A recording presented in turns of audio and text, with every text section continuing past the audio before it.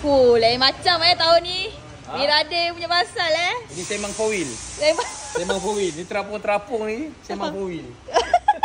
Tak pada Wira 1.3, Semang 4 wheel.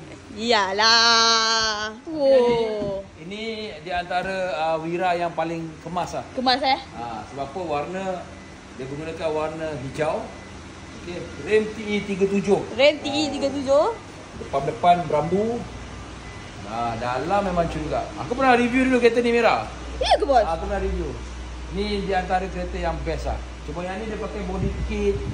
Tak salah aku ni body kit Kansai. Ni Kansai. Kansai Ni pakai bumper Evo 3 Kansai. Ni pun Kansai.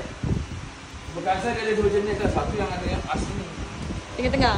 Yang ni dia pakai yang macam ni. Satu macam Nasib je.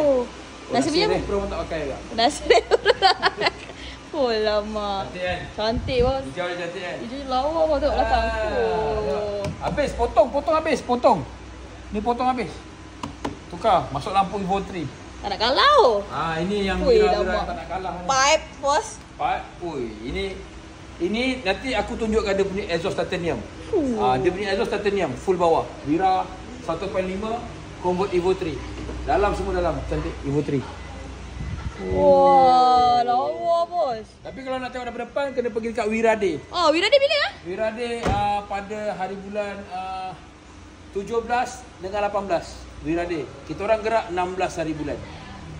So inilah Wira yang akan ada kat sana nanti. Oh, lemak lain macam.